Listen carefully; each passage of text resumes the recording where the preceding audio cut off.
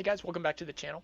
So I've been really trying to work on finding high ground using cover and controlling my pushes. I kind of talked more about those in one of my previous videos, but this is not my first 10 plus kill game using those techniques and really trying to show the effectiveness for them. And I want you guys to see it and then also apply it in your games so you can start having fun in Apex again. So looking at this one here, we know that the Vantage is in that building. It's the last one of the team member of that seer that I just finished off, and we know she's in there somewhere. So I'm taking an alternate route. My gun should be away, by the way. I'm taking an alternate route, checking for a window, make sure I'm not going to get hit on my approach, and then right here, and it's really important because it actually uses two of the principles. I'm finding cover using the door, and I'm controlling my push. Just that little pause gives them a little bit of misinformation. They hear my footprints approaching because they actually are looking towards my direction as I'm coming into that door.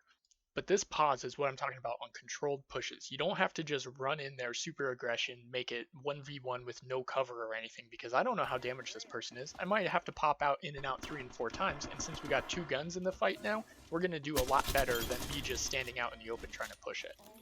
I wanted to include this rest of this battle here because a lot of times when we talk about finding height, people think like, buildings, ledges, rocks, things like that. But I want you to not forget about your Legends abilities. Horizon is great for this, Valkyrie is great for this, and then Vantage has some component to this as well. And even Octane with his jump pad. But remember that you can get your height, even temporarily, from those abilities. And I use it regularly in these fights, and it really helps disrupt the other team's ability to find cover, right? So while I am trying to find cover, find height, and control my pushes, I'm trying to limit their ability to do that as much as they can. So, it just is going to be a little bit situational as to when to use it and when not to. I'm sure I could have done some things better here. I think I got lucky a lot in this game, actually. And, it kind of worked out, but this little rock here, this is cover. It shielded me from several rounds that lifeline was trying to put on me that otherwise maybe I would have been dead right there. So some food for thought on trying to find height using your Legends ability and making sure even the smallest of cover is to your advantage. Now, if you ever want to test your skills, you know where you need to go, and that's construction. At this point, I was just having fun with this game, so I'm like, there's fighting, but it's outside ring. I'm like, screw it, let's just go do it. And then I do stupid stuff like this. Look, there was a beautiful pillar that I just went all the way around, and whenever I came up, I could hear the zip. I knew that there was somebody there, but I didn't use my cover. Here, at least I'm using the barrier a little bit as cover. Took that from a bunch of other streamers, watched them fight this building enough that I know that's a good way to do it. But do you see what I just did there? This is the dumbest place to drop down ever, because that's exactly where I was just firing from. This is Mirage. He pinged me in that spot. And look at all these other spots I could have dropped down. My teammate dropped down right there as well, so he's got one firing avenue on 2 people, whereas we have to, move in a way that he's easily going to be able to predict. It works out for me, but only because I have a good teammate, and I definitely could have done that much better and set myself up for more success on the next fight. That right there was stupid. I should have just hip fired instead of ADS, especially with that laser sight on it.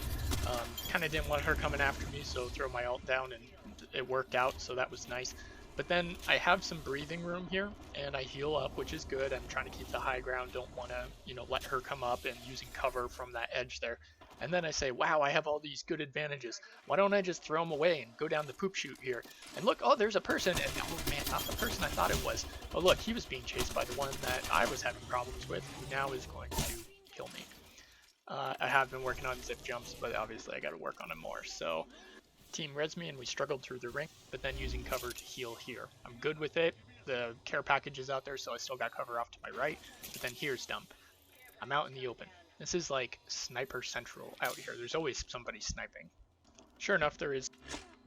So just trying to use cover to give my team a ability to move. Notice how Gibby runs as I'm putting down that cover. That's perfect. That way we can try and start using that wall to our advantage and move up. I don't really like this spot, so we're just going to try and keep pushing up at this point. Right in here is particularly where I think I got super lucky. So I threw my ult off to the right to just create some noise and distraction for them. I didn't think these guys were so close. I mean, we literally put ourselves in the middle of like a double sandwich here. And we should have died like 4 or 5 times, because right here the other team should have pushed up and had us on our back. There's another team in front of us up on top that has height advantage on us. So we don't have cover, we don't have high ground except for Gibby's shield, which goes away again. So there's a little bit of shooting coming from that side, but there should have been a full team just laying us out. Doesn't happen, so take advantage of the situation. Try and get some, resources. Again, we're dwindling at this point. Trying to help my teammates out, try and find the high ground. Sort of works.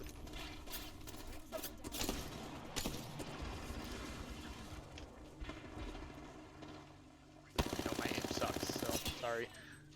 Seeing that doesn't work, and then we're getting squished from behind again. Try and take care of that squad, right? What's the biggest threat at the time?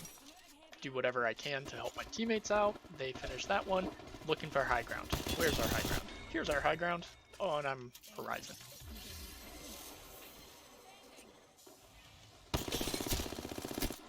Look at this, perfect. Go up here, take care of this last guy, and then we only have the one squad left. Now the downside is they had that sniper, and that sniper was pretty good. They hit me up here, and then I end up having to try and shield swap out in the open. I don't find cover, I don't follow my own practices, and I go down because of it.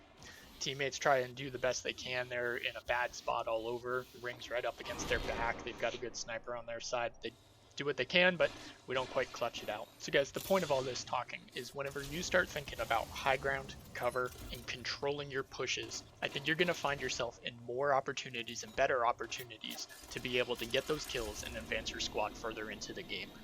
You're not always going to win every game. That's just the way it is. But I think this is going to take you to that next step. And if it doesn't, tell me I'm wrong.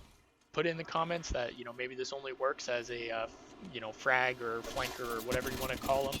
And maybe there's another way. I'm open to it. I'm always learning. I hope you are too. I hope you're winning, and we'll see you in the next one.